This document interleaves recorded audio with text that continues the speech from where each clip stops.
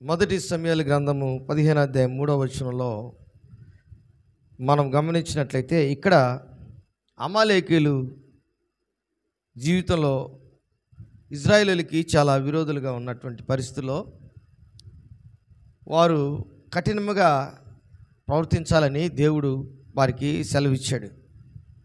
మీ గార్ధభములనేమి, పశువులనేమి, గొర్రెలనేమి, పిల్లలనేమి, స్త్రీలనేమి, పురుషులనేమి, అలాగే వాళ్ళకి కలిగినదంతయు సమస్తమును నిర్మూలము చేయమని, అమాలేకులు నిర్మూలము చేయమని చెప్పాడు. అయితే ఈ సౌలు రాజు చేశాడు అలాగా? చెప్పండి, సౌలు రాజు అలాగా చేశాడా? చేయలా. చూడండి, మొదటి సమూయేలు గ్రంథము 15వ అధ్యాయం 10వ వచనంలో దేవుడు, అప్పుడు యెహోవా వాక్కు సమూయేలుకు ప్రత్యక్షమై, సౌలు నన్ను ఇలాగ సెలవిచ్చును, సౌలు నన్ను అనుసరింపక వెనుక తీసి నా ఆజ్ఞలను గైకొనకపోయిన గనుక అతనిని రాజుగా నిర్ణయించినందుకు నేను పశ్చాత్తాపడుచున్నాను. అందుకు సమూయేలు కోపావేశుడై, కోపం వస్తే ఏం చేస్తాం మనం? ఏం చేస్తామా? ప్రార్థన చేస్తామా తల్లి? ఇక్కడ కోపావేశం కలిగినటువంటి వ్యక్తిగా రాత్రి అంతా కూడా యెహోవా దేవునికి ఏం చేస్తున్నాడంట? ప్రార్థన చేస్తున్నాడంట. ఇది ఒక అద్భుతమైనటువంటి విషయం. ఉదయమున సమూయేలు లేచి సౌలు ఎదుర్కొనుటకు పోగా సౌలు కర్మెలునకు వచ్చి అక్కడ జయసూచకమైన శిలను నిలిపి తిరిగి గిల్గాలునకు పోయినని సమాచారము వినెను. తర్వాత అతడు సౌలు నొద్దకు రాగా సౌలు, యెహోవా వలన నీకు ఆశీర్వాదము కలుగునుగాక, యెహోవా ఆజ్ఞ నేను నెరవేర్చితిననగా సమూయేలు, అలాగైతే నాకు వినబడుచున్న గొర్రెల అరుపులను, ఎడ్ల రంకెలను ఎక్కడివని అడిగాను. అందుకు సౌలు, అమాలేకుల యొద్ద నుండి జనులు వీటిని తీసుకొని వచ్చిరి. నీ దేవుడైన యెహోవాకు బలులు అర్పించుటకు జనులు గొర్రెలలోను ఎడ్లలోను మంచి వాటిని ఉండనిచ్చిరి. మిగిలిన వాటన్నిటినీ మేము నిర్మూలము చేసితమనగా సమూయేలు, నీవు మాట్లాడ పని లేదు, యెహోవా రాత్రి నాతో సెలవిచ్చిన మాట నీకు తెలియజేతును, వినుమని సౌలుతో అనగా సౌలు, చెప్పమ్మా, చాలమ్మా, దేవునికి స్తోత్రం. దేవుని బిడ్డలారా, ఇక్కడ ఒక అద్భుతమైనటువంటి విషయం ఏంటంటే, అమాలేకుల్ని దేవుడు ఇజ్రాయేలు చేతికి అప్పగించేటప్పుడు దేవుడు చెప్పినటువంటి మాటను సౌలు రాజు చేయలేదు. దేవుడు ఇచ్చినటువంటి ఆజ్ఞను సౌలు రాజు నెరవేర్చలేదు.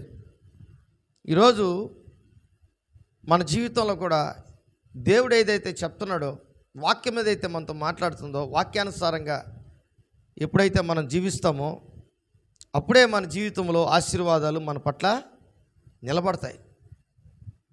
ఈ సౌలు రాజు అంటున్నాడు, నాకు విజయం ఉంది, నేను యెహోవా చెప్పినట్లన్నీ నేను చేసేసాను, నా జీవితంలో ఒక అద్భుతమైనటువంటి విజయం నేను పొందుకున్నాను, అమాలేకులు అందరూ చనిపోయినారు,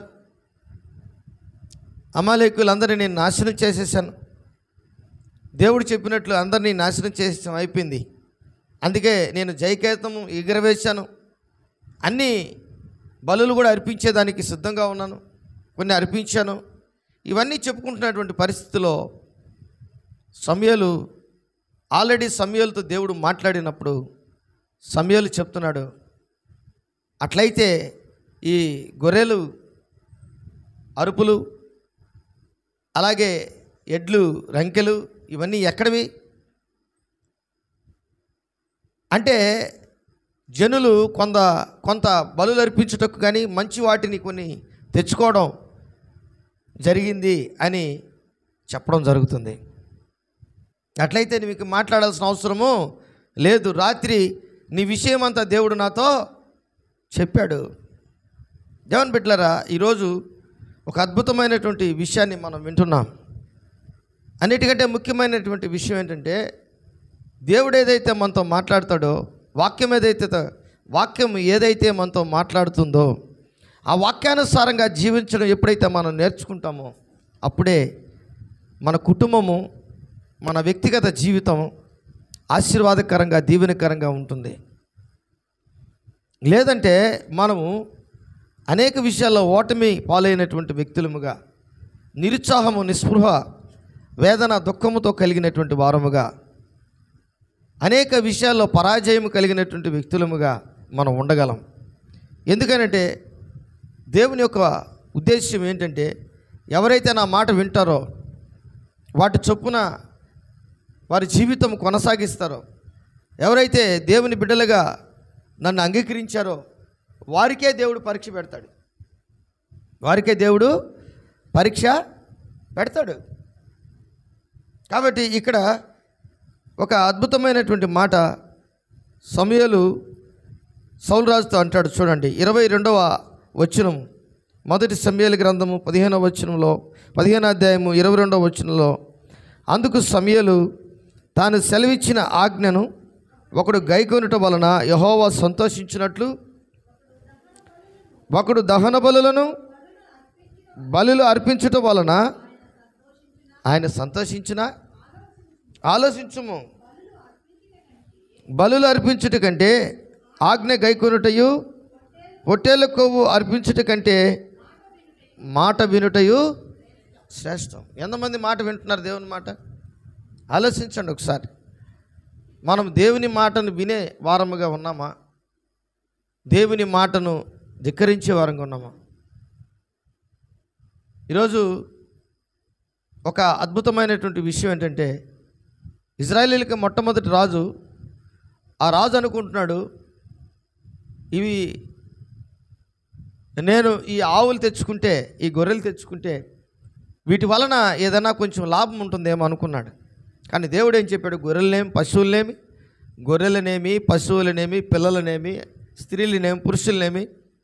ఆ రోజుల్లో రాజు ఎవరైనా పరాయి రాజ్యాన్ని, వేరే రాజ్యాన్ని జయిస్తే అక్కడున్నటువంటి ఆస్తి అంతా కూడా ఏమవుతుంది? వీళ్ళ ఆస్తిగా మార్చబడుతుంది.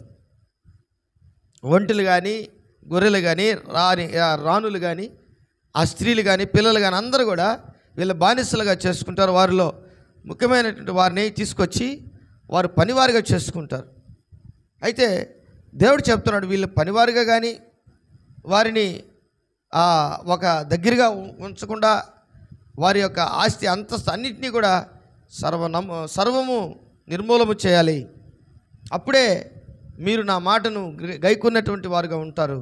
నేను మీకు దేవుడై ఉంటాను. ఇదిగో మీరు నా మాట విని వాటి చొప్పున ముందుకు వెళ్తారని దేవుడైనటువంటి యెహోవా ఈ సమూయేలుతో చెప్పినప్పుడు, ఆ సమూయేలు సౌలు రాజుతో చెప్పినప్పుడు సౌలు రాజు అలా చేశాడా? చేయలే. అందుకే పొట్టేళ్ళు కొవ్వును దహన బలి మీద అర్పించుట కంటేను, బలులు అర్పించుట కంటేను మాట వినుట శ్రేష్టం. బైబిల్లో ఒక మాట ఉంది, ఈ నా మాట విని వాటి చొప్పున చేయవాడు బండ మీద కట్టబడిన ఇల్లు వంటి వాడుగా ఉంటాడంట. అంటే దేవుని బిడ్డలు ఎలాగుండాలి? ఈరోజు చాలామంది దేవుని మాట, ఆదాము చల్లపూట దేవుని మాట వినేవాడు, దాని స్వరం విని వచ్చేవాడు. కానీ ఒకానొక సమయంలో ఆదాము ఏం చేశాడంటే, దేవుని మాట విని కూడా ఆకులు అలములు కట్టుకొని ఇద్దరు ఏం చేస్తున్నారు? విన్నట్టు ఉన్నారు. ఎందుకున్నారు చెప్పండి? ఎందుకున్నారు?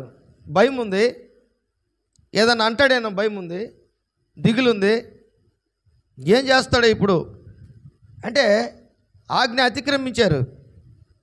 తినద్దన్న పండుని వారు తిన్నారు. మాట వినలా. ఎవరి మాట? యెహోవా దేవుని మాట వినలా. వారు ఇష్టం వచ్చినట్లుగా భావించారు. దేవుని బిడ్డలారా, ఈరోజు అన్నిటికంటే ముఖ్యం దేవుని మాట మనం అర్థం చేసుకొని, ఈరోజు దేవుడు నాతో మాట్లాడాడు. నువ్వు ఆలోచించి ఇంటికి వెళ్ళి అది మంచిదైతే నువ్వు ఖచ్చితంగా దేవుని దగ్గర మొరపెట్టి ఆ మాటను స్వీకరించు. ప్రభా, ఈ మాట ప్రకారం నేను జీవిస్తాను, ఈ మాట ప్రకారం నా బ్రతుకును ముందుకు నడిపించు ప్రభా. పేతురు అంటాడు ఒక మాట, రాత్రంతా నేను వల వేశానయ్యా, ఒక్క చేప కూడా పడలేదు. అయితే నీ మాట చొప్పున నేను వల, ఏం మాట అంట అంటే రాత్రి అంతా కూడా ఆయన వలలు వేశాడు, అక్కడ ఒక్క చేప కూడా ఆయనకి పడలేదు. ఇప్పుడు నావలో యేసయ్య ఉన్నాడు, చేతిలో పేతురు చేతిలో వల ఉంది. నువ్వు మాట మాత్రం నీ మాట చొప్పున, ఏంటండి, నీ మాట చొప్పున వల వేస్తా, నువ్వు సెలవిస్తే. సరే వేయమన్నాడు. అంటే 2 దోణుల నిండే చేపలు పడ్డాయి. అంటే మాట. శతాధిపతి వచ్చాడు, ఏమన్నాడు? నువ్వు మాట మాత్రం సెలవిస్తే నా దాసుడు స్వస్థత పొందుతాడు. మాట. కుష్ఠరోగి వచ్చాడు, ప్రభువా నీకు ఇష్టమైతే నన్ను శుద్ధినిగా చెయ్యి. మాట తీసుకుంటున్నాడు. యేసు ప్రభు అంటాడు, నువ్వు శుద్ధుడు కావడం నాకు ఇష్టమే. దేవుని బిడ్డలారా, దేవుని మాట మీద ఎవరైతే నిలబడతారో వాళ్ళ రాజ్యము కానీ, వారి కుటుంబము కానీ, వారి సంఘము కానీ ఎన్ని ఒడిదుడుకులు ఇచ్చినా ఆ సంఘం నిలబడుతుంది. దేవునికి స్తోత్రం. హల్లెలూయా, హల్లెలూయా, హల్లెలూయా, హల్లెలూయా. ఎందుకంటే దేవుని బిడ్డలారా, కొన్ని సందర్భాల్లో కొంతమంది ఏమంటారంటే, మా నాన్న బ్రతుకున్నాడు, మా నాన్న ఇంకా బ్రతుకున్నాడు. ఒక ఆయన రోడ్లో నన్ను ఆ బండిలో నేను బైక్లో వెళ్తున్నప్పుడు నాకు ఎదురు పడ్డాడు. శ్యాము శ్యాము శ్యాము ఆగు ఆగు అన్నాడు. ఏమి ఆగినాను? ఏమయ్యా మీ నాయన చచ్చిపోతే నాకు చెప్పలేదు. ఏంటంటే మీ నాయన చనిపోతే నాకు చెప్పలేదు. ఏమయ్యా మీరు టైపారు? నాకేం అర్థం కాల. మా నాయన ఎప్పుడు చచ్చిపోయాడు, మా నాయన ఎప్పుడు నేను ఎత్తేసాను, మా నాయన ఎప్పుడు పూర్తి చేశాను నేను, భూస్థాప కార్యక్రమం కూడా చెప్పలేదు మీరు, మీరేం మనుషులు మీరు అని చెప్పి రోడ్లో నన్ను అతను దండిస్తూ ఉన్నాడు. అన్నా కసం తాగండి అన్నా. ఏమే మా నాన్న బ్రతికున్నాడు అన్నా. చాలామంది మీ నాన్న చనిపోయాడని చెప్పుకుంటున్నారయ్యా. చెప్పుకుంటున్నారు. నాకు ఫోన్ చేయొచ్చు కదా నువ్వు, లేకపోతే మా నాన్నకు ఫోన్ చేయొచ్చు కదా. అంటే కొంతమంది ఎలాగుంటారంటే నువ్వు చనిపోవాలని కోరుకుంటారు, అర్థమవుతుందా? నువ్వు ఉండకూడదని కోరుకుంటారు, నీ సంఘం ఉండకూడదని కోరుకుంటారు. అది మీకు తెలియదు. అది కుటుంబం ఉండకూడదని కోరుకుంటారు కొంతమంది. కానీ దేవుని మాట వినేటువంటి వ్యక్తి దేవుని ఆశీర్వాదాలు చూస్తాడు. దేవునికి స్తోత్రం. ఇజ్రాయేలు, నీ పిల్లలను నువ్వు చూచెదవు. ఎందుకు నువ్వు చూస్తావంటే దేవుని మాట వింటున్నావు కాబట్టి చూస్తావు. ఆ మాటను లక్ష్య పెట్టుకున్నావు. నాతో దేవుడు ఈ మాట చెప్పాడు, వాక్యం ఇది ఇచ్చాడు, ఈ విధంగా నాకు సహాయం చేశాడు, వాక్యము ద్వారా నాతో మాట్లాడాడు. దేవుని బిడ్డలారా, ఈరోజు చాలామంది జీవితంలో దేవుని మాటకి విలువ లేనటువంటి పరిస్థితుల్లో ఉన్నారు. దేవుడు అంటే లెక్కలేదు. ఈరోజు చాలామంది టీవీల్లో లెక్క లేకుండా దేవుని అవమానం చేస్తున్నారు. అయితే నీవు నేను మనమందరం కూడా భయము భక్తి కలిగి దేవుని బిడ్డలముగా మన ఆత్మీయ జీవితంలో దేవునికి ఇష్టమైనటువంటి రీతిలో ఆయన మాట వినేటట్లుగా మనం జీవిస్తే ఖచ్చితంగా దేవుడు సహాయం చేస్తాడు. సౌలు రాజు జీవితంలో పోగొట్టుకున్నటువంటి ఆ జీవితం ఏంటంటే, ఇజ్రాయేలీలకి మొట్టమొదటిగా ఉన్నటువంటి రాజు ఆయన జీవితంలో ఆయన్ని పక్కన పెట్టి గొర్రెలు మేపుకుంటున్నటువంటి యెషై కుమారుడైనటువంటి దావీదుని తీసుకొచ్చి సింహాసనము దేవుడు ఎక్కించాడండి. దావీదులో ఏముందంటే దేవుని కంటే ముందుగా ఏ విషయంలో కూడా ఆయన ముందుకి వెళ్ళలేదు. ప్రతి విషయంలో ప్రార్థన చేస్తున్నాడు. కాబట్టి ఈరోజు మనమందరం కూడా ఒక అద్భుతమైనటువంటి విషయం ఏంటంటే, ఏదైతే దేవుడు చేయొద్దన్నాడో దాన్ని నువ్వు చేయకూడదంతే. వాక్యానుసారంగా మాట్లాడుకుందాం. ఒక వ్యక్తిని పక్కన పెట్టండి, సౌలు రాజును కూడా పక్కన పెట్టండి. ఒక వ్యక్తి నాతో దేవుని వాక్యం మాట్లాడుతున్నప్పుడు నేను ఇది చేయకూడదు అనే దేవుని ఆజ్ఞ వచ్చిందంటే దాన్ని నేను చేయకుండా మంచిదా లేకపోతే చేయడం మంచిదా? చెప్పండి. చేయకుండడమే మంచిది. చాలామంది ఏం చేస్తారంటే దెబ్బలు తగిలిన తర్వాత, కష్టాలు వచ్చిన తర్వాత, ఇబ్బందులు వచ్చిన తర్వాత, ప్రభా నువ్వు చెప్పింది నిజమే చెప్పండి. నేను ఒక వ్యక్తిని గుర్తు చేస్తాను. ఆయన దగ్గరికి అలాగే వచ్చారు. నువ్వు చెప్పింది నిజమే, నోహో నువ్వు చెప్పింది నిజమే. ఏందే నిజం? వర్షం వచ్చింది, జలప్రలయం వచ్చింది, 40 రాత్రులు 40 పగలు దేవుడు భూమి మీద వర్షం కురిపించాడు. అందరూ నవ్వుకున్నారు. నోహో చెవిటోడు అయిపోయి ఉంటాడు. ఏమని చెప్పండి? ఏమంటాడు? ఏమన్నా నోహో చెవిటోడు అయిపోయి ఉంటాడు. అందరూ రకరకాలుగా మాట్లాడి ఉంటారు.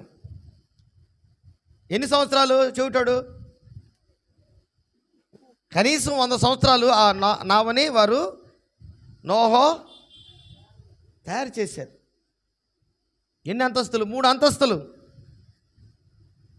అంటే దేవుడు అయినటువంటి యెహోవా నోహోతో చెప్పినటువంటి పని అంతటినీ, మాటలన్నిటినీ నోహో చేశాడా లేదా? చెప్పండి అమ్మా. ఎందుకు చేశాడు? అందరిలాగా నోహో ఉండొచ్చు కదా. కానీ అక్కడ నోహో బిడ్డలు హాము, షేము, యాపేతు, వారి 3 భార్యలు, నోహో, వారందరూ కూడా, నోహో భార్య, వీరందరూ కూడా ఆ ఓడను తయారు చేసుకుని ఓడలోకి వెళ్ళారు. బాగా గమనించండి. ఓడ తలుపులు ఎవరు బిగించారు? ఆయన నోహోకి ఒక పిక్చర్, ఒక లెక్కలు చెప్తున్నాడు దేవుడు. దానికి కిటికీ ఈ విధంగా ఉండాలా, దానికి తలుపులు ఈ విధంగా ఉండాలా, దానికి కింద అంతస్తు, మీది అంతస్తు, 3 అంతస్తు ఉండాలా, నీ దగ్గరికి పశువులన్నీ వస్తాయి, జంతువులన్నీ వస్తాయి, పురుగులన్నీ వస్తాయి, ఆకాశ పక్షులు వస్తాయి, వాటికి ఆహారం నువ్వు సమృద్ధిగా సమకూర్చుకోవాలా. అసలు ఎంత గొప్ప పని ఇది! ఏనుగుకి నువ్వు ఆహారం పెట్టాలంటే ఎలాగుంటుందమ్మా చెప్పండి? పశువులకైతే, గొర్రెలకైతే, మన పశువులకైతే పెడతాం గడ్డి తీసుకొచ్చి. ఏనుగులకి ఆహారం పెట్టాలంటే 2 ఏనుగులకి 40 రాత్రులు 40 పగళ్ళు ఏనుగులకి ఆహారం పెట్టాలంటే ఎంత సంపాదించాలి? వాళ్ళు ఎంత తీసుకురావాలి చెప్పండి? అవేమన్నా తక్కువ తింటాయా? దేవుని బిడ్డలారా, జంతువులు దేవుని దగ్గరికి, ఆ దేవుని బిడ్డలుగా ఉన్నటువంటి నోహో భార్య, వారి పిల్లల దగ్గరికి, హాము, షేము, యాపేతు దగ్గరికి అవన్నీ కూడా జతలుగా వచ్చాయి. నోహో జీవితంలో దేవుడు చేసినటువంటి ప్రతి పని, దేవుడు చెప్పినటువంటి ప్రతి పనిని దేవుడు దానికి కీలు పోయాలి. ఎన్ని చెట్లు నరికుంటాడు ఆయన, ఎంత పని చేసి ఎంత తోపుడు పెట్టి ఉంటాడు. ఇప్పుడు మళ్ళా మిషన్లో చేసిన, ఇప్పుడు తోపుడు మిషన్లు అంటారు, డ్రిల్లింగ్ మిషన్లు అంటారు, కటింగ్ మిషన్లు అంటారు. ఆ రోజుల్లో కార్పెంటరీకి అవన్నీ లేవు. అందుకే ఆయన సంవత్సరాలు పట్టింది. అదిగాక వారు 4 మాత్రమే అక్కడ మనకు కనబడుతున్నారు పని చేసినట్లు. నోహో ఎక్కువగా పనిచేసినట్లు కనబడుతున్నారు. అందుకే దేవుడు అంటాడు, ఆదికాండము 7వ అధ్యాయము 1వ వచనంలో ఏమంటున్నాడు చూడండి. ఈ తరం వారిలో నీవే నా ఎదుట నీతిమంతుడిగా అగుపడితివి చూచి తిని. చూడండి, ఒక మాట చదవండి. 7వ అధ్యాయం 1వ వచనం, ఆదికాండము 7వ అధ్యాయం 1వ వచనం చదవండి. యెహోవా ఈ తరం వారిలో నీవే నా ఎదుట నీతిమంతుడివై ఉండుట చూచితిని గనుక నీవును నీ ఇంటి వారును ఓడలో ప్రవేశించుడి. దేవునికి స్తోత్రం. ఆ ఓడ తలుపులు బిగించినప్పుడు, జలప్రలయం వచ్చినప్పుడు, భూమి మీద వర్షం పడుతున్నటువంటి స్టార్ట్ చేసినప్పుడు, ఒక రోజు వచ్చింది నీళ్లు పారుతూ ఉన్నాయి. రెండో రోజు వచ్చింది ఏమా, రెండు కొంచెం కాళ్ళ లోతు, చీలమండలం లోతు వచ్చాయి, అరికాళ్ళ లోతు వచ్చాయి. మూడో రోజు మోకాళ్ళ లోతు వచ్చాయి. నాలుగో రోజు ఇంకొంచెం ఎత్తుగా వచ్చాయి. ఐదో రోజు వచ్చాయి. ఆఖరాకి ఆ నావ నీటి మీద తేలే రోజు వచ్చేసింది. ఎట్లుంటుంది ఇంకా? నోహో బలవాడే నువ్వు చెప్పింది మేమేమో అనుకున్నాం. నిజంగా చాలా నువ్వు మంచోడువయ్యా. ఇన్ని రోజులు తెలియదు ఆయన మంచితనం. చెప్పండి, అవునా కాదా? నోహో పొరపాటు అయిపోయింది. ఇన్ని రోజులు నిన్ను హేళన చేశాం, నిన్ను చూసి నవ్వాం. నువ్వు ఓడను తయారు చేసుకుంటే మేమేమో అనుకున్నాం, పొరపాటు అయిపోయింది. ఇదిగో నేను ఈ ఊరు పెద్దను వచ్చాను. ఈ ఊరు పెద్ద ఒక అధికారి నేను. నా మాట వినబడలే? నా మాట వినాలి కదా నువ్వు. దయచేసి తలుపు తెరువు, మేము వస్తాం. వాళ్ళకి ఆహారం లేదు అక్కడ. వాళ్ళకి ఆహారము ఎవరికైతే ఉందో, ఎవరైతే ఉండాలో, ఎవరైతే నిర్ణయించారో వాళ్ళే అక్కడ ఉన్నారు. దేవుని బిడ్డలారా, ఈరోజు నీ జీవితంలో, నా జీవితంలో మన మాట వినడం అన్నిటికంటే శ్రేష్టం. ద్వితీయోపదేశకాండము 10వ అధ్యాయము 12-13 వచనాలు చూస్తే, కాబట్టి ఇశ్రాయేలు నీ దేవుడైన యెహోవాకు భయపడి ఆయన మార్గములన్నిటిలో నడుచుచు ఆయనను ప్రేమించి నీ దేవుడైన యెహోవాను నీ పూర్ణ మనసుతో నీ పూర్ణ ఆత్మతోను సేవించి నీ మేలు కొరకు నేడు నీకు ఆజ్ఞాపించు యెహోవా ఆజ్ఞలను కట్టడలను అనుసరించి నడుచుకొందును.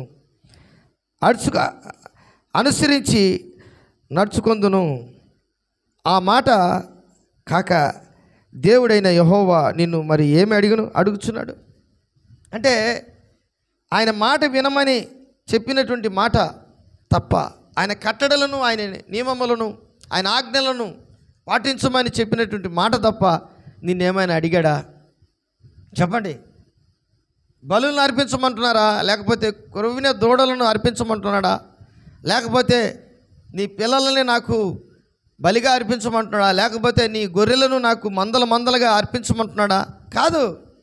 నువ్వు మాట వినడమే దాని దృష్టిలో, ఆయన దృష్టిలో, దేవుని యొక్క దృష్టిలో నువ్వు నిజమైనటువంటి భయము భక్తి కలిగినటువంటి వ్యక్తిగా.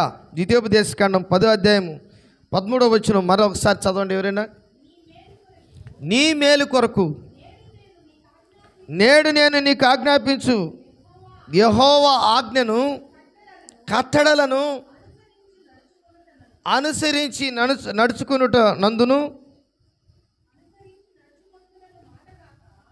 అనుసరించి నడుచుకుందునన్న మాట కాక నీ దేవుడైన యెహోవా నిన్ను మరి ఏం అడుగుచున్నాడని. దేవునికి స్తోత్రం. హల్లెలూయా. దేవుని బిడ్డలారా, నోహ జీవితంలో ఆయనకి ఏం లేదు. నువ్వు పడవని చేసుకో, నువ్వు నావం చేసుకో, అంతే చేసుకోమన్నాడు, అంతే. నరుని హృదయము చెడిపోయింది, నరుని ఆలోచనలు చెడిపోయినాయి, నరుని యొక్క పద్ధతులు చెడిపోయినాయి. వారిని నేను భూమి మీద నరులను చేసినందుకు నేను హృదయంలో నొచ్చుకుంటున్నాను, బాధపడుతున్నాను. ఆదికాండము 5వ అధ్యాయంలో చూడండి, 5:8 చదవండి. 6:8 క్షమించండి, 6:8 చదవండి. అయితే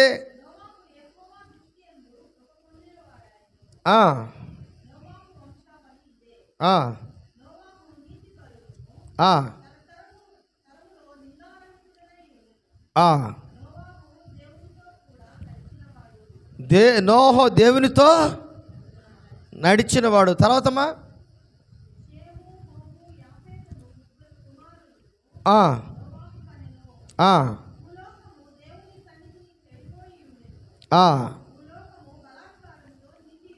భూలోకము బలాత్కారముతో నిండి ఉండెను. దేవుడు భూలోకమును చూచినప్పుడు అది చెడిపోయి ఉండెను. భూమి మీద ఉన్న సమస్త శరీరులు తమ మార్గమును చెరిపివేసుకుని ఉండిరి. దేవుడు నోహుతో సమస్త శరీర మూలముగా భూమి బలాత్కారముతో నిండి ఉన్నది గనుక నా సన్నిధిని వారి అంతము వచ్చి ఉన్నది. ఇదిగో వారిని భూమితో కూడా నాశనము చేయుదును. చితిసారకపు మానుతో నీ కొరకు ఓడని చేసుకునము. చాలమ్మా. ఎవరి కొరకు చెప్పండి? ఎవరి కొరకు అండి? అందరి కొరక? దేవుడికి తెలుసు అందరు రారని.